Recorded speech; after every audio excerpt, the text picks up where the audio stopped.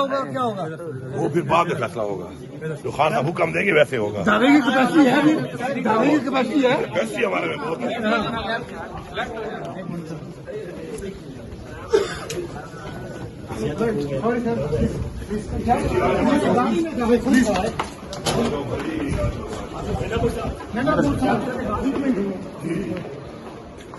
سر یہ بتائیں آج جو مذاکرات ہوئے ہیں آپ سمجھتے ہیں یہ مذاکرات فیصلہ کن مراحل تک جائیں گے؟ انشاءاللہ دیکھیں جی عمران خان صاحب نے بڑا کلیئرٹی سے کہا ہے کہ وہ پاکستان کے لیے پاکستان کی ترقی کے لیے اور استحکام کے لیے مذاکرات کر رہے ہیں. تو مجھے پوری امید ہے انشاءاللہ کہ کہتے ہیں وہ ہر چیز کے لیے وقت مقرر ہوتا ہے اور مجھے یقین ہے کہ جو لوگوں نے قربانیاں دی عمران خان صاحب نے سب سے زیادہ قربانی دی ہماری پارٹی کے لوگوں نے قربانیاں دی تو انشاءاللہ ابھی تو ہمارے شہید بھی ہوئے ہیں جنہوں نے اپنا خون بہایا حقیقی آزادی کے لیے اور ملک میں حقیقی جمہوریت کے لیے تو مجھے یقین ہے انشاءاللہ کہ ان شہیدوں کو حکومت کا رویہ کیسا تھا حکومت کا رویہ جو آپ کو نظر آیا کہ یہ پازیٹیو مرحلے میں داخل ہوں گے؟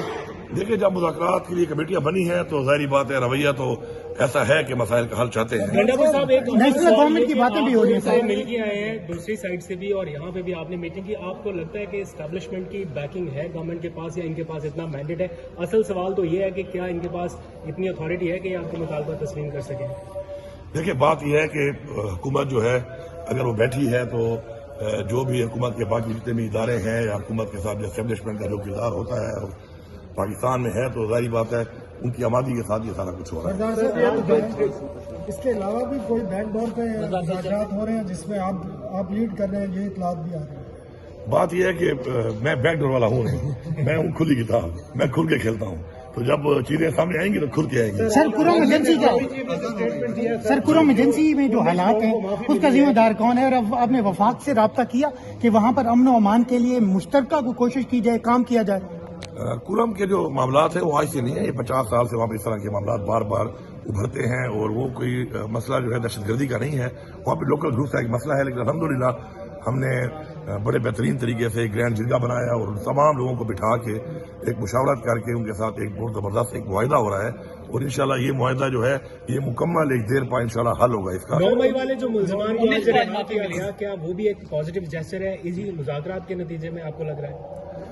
میں تو یہ سمجھتا ہوں کہ ان کی تو اپنی جو قید دی گئی تھی تو وہ مکمل ہو گئی تھی اس لیے ان کو رہا کیا گیا لیکن اس میں کچھ مجھے آ رہی ہے میں چونکہ پہلے ایک میٹنگ میں تھا وہاں سیدھا ادھر آیا ہوں تو کچھ ایک مہینہ کسی کا زیادہ یا کام تھا اس میں اگر اس میں ان کو چھوڑا گیا ہے تو اچھی بات ہے ہمارے ہی لوگ ہیں. اور دیکھیں بات یہ ہے کہ اگر اپنی قوم کا بچہ یا اپنی قوم کا کوئی ہمارا کوئی بھی سٹیزن اگر کوئی بھی نادانی کی وجہ سے یا جذبات کی وجہ سے ایسا کام کرتا ہے تو اس کو سزا اور گولیاں مارنا حل نہیں ہے. ہمارے اپنے لوگ ہیں اور ریاست جو ہے وہ ماں ہوتی ہے. ماں کا کردار یہ ہے کہ وہ اپنے بچوں کو پالتی ہے ان کو گروم کرتی ہے ان کی اصلاح کرتی ہے نہ کہ ڈنڈے کے طور پہ یا گولیوں کے طور پہ ان پہ ظلم کرتی ہے یا شہید کرتی ہے. تو انشاءاللہ یہ تمام چیزیں انشاءاللہ پاکستان میں کبھی تو ٹھیک ہونی تھی. مجھے لگ رہا ہے کہ آج وہی وقت ہے انشاءاللہ سب